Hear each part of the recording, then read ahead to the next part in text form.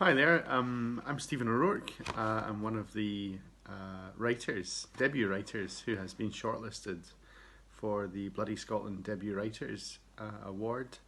And I've been asked by Lynn Adams at the vlog There Has Been a Murder to record myself reading the prologue to my book, The Crown Agent, which has been shortlisted. So I'm delighted to do that, and also just talk a little bit about the book itself and my decision to write it. It's been a labour of love that's taken a number of years. The starting point for it really was my winning a short story competition that was run by a national newspaper. They had a monthly competition to write the best short story, and anyone wanting to enter the competition was just given a word, everyone the same word, to write a story about, and the word for that particular month happened to be tropical. You had to come up with a story that had something to do with tropical.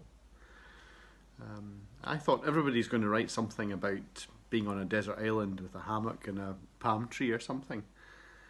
So what I decided to write about, for some strange reason, was a professor of marine science at Edinburgh University in the 19th century who had never actually been abroad but spent his life lecturing about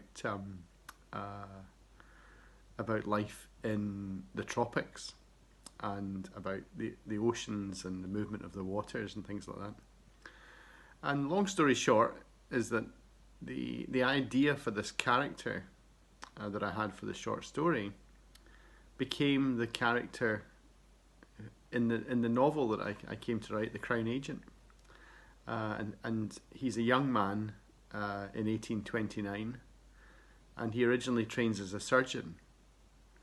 And this means that in 1829, being a surgeon in Edinburgh, this was firmly in the time of Burke and Hare, who were famously a pair of murderers who waylaid poor individuals and murdered them, and then sold the bodies to doctors in Edinburgh who used the bodies for medical science purposes, for anatomy classes and such like.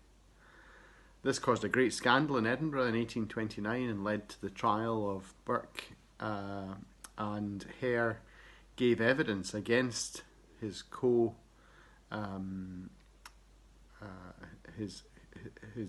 co-murderer, Burke, and blamed Burke for everything that had happened.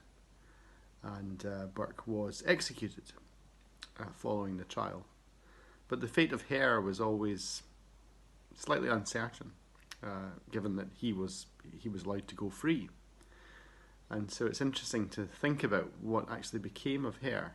It's certainly something that interested me and comes to feature in the book.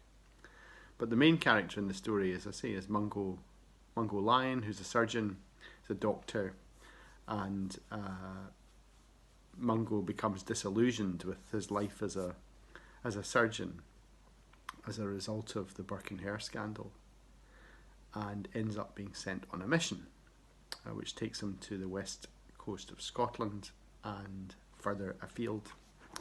Anyway, so that's a little bit about the book, and I'll just now read the prologue to the book, which is quite short. Prologue. Cumbria Island, midnight, 2nd of January, 1829. A storm was gathering over the Firth of Clyde. Flecks of sleet slid across the glass. Above Sandy's head, the lamp launched yet another beam over the seething water. The kettle whistled, and he slid it from the hot plate. Then, with a well-practised flick, he opened the stove and shovelled in some coal. He wiped his hands, stretched, and frowned at the storm glass.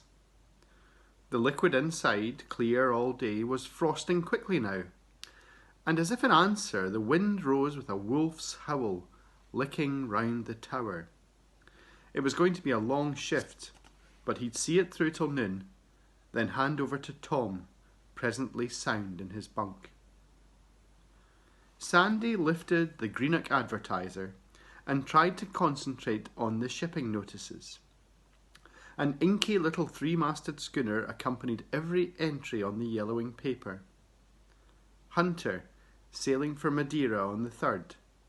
Cormorant, bound for Bermuda the same day. Minerva, voyaging to Cape Town the day after. He patted a few pockets in search of his pipe and tobacco. A bell clanged in the distance. He stopped. Yes, there it was again. And again, but not regular, he thought, his stomach tightening.